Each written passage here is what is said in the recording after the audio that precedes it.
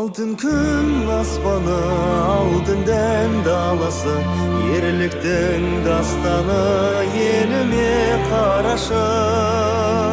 Ежелден ердеген аңқалас шықты ғой, намысын бермеген қазағым мықты.